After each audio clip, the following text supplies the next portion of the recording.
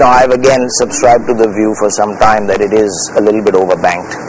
There are more players than there is necessarily the size of the pie, and to that extent, if there is a correction, it is yet to be seen how some of these players will respond. Yeah, I think we have more than our share of audience here.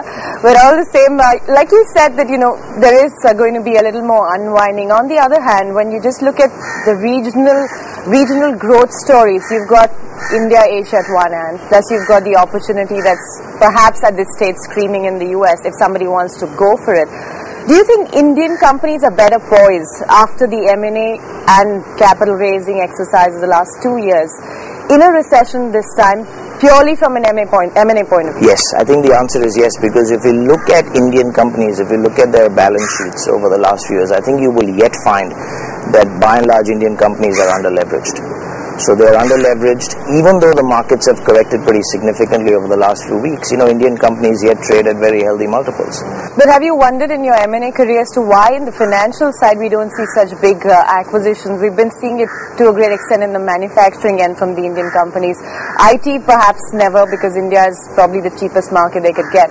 But the kind of action that's picked up in the international market, why hasn't India woken up to the financial opportunity? I think there's two things. As far as Indian companies looking externally for opportunities as far as financial services is concerned, I think when you look at penetration levels and you look at the growth opportunity in India in financial services, there is yet just so much opportunity, and there is just such a huge wallet waiting there to be accessed. So I think Indian companies have been more focused on the domestic opportunity versus trying to get distracted with the international opportunity. Is it truly a distraction? You think it's not time that they actually think of being global in the true? You know what? I mean, we always talk about something and then the events of the next 12 to 18 months prove us wrong. So my sense is they're yet focused on the Indian opportunity, but as you said, if situations arise in the rest of the world where something suddenly becomes incredibly attractive or more attractive than it was, who knows? I mean, there are some very, very fine Indian institutions, they're large institutions, they have access to capital,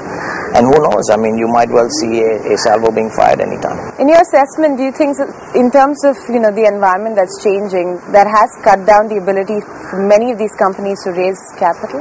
See, there is no question. I mean, if you look at the last 6, 8, 12 months, there is no question that the ability of businesses to raise debt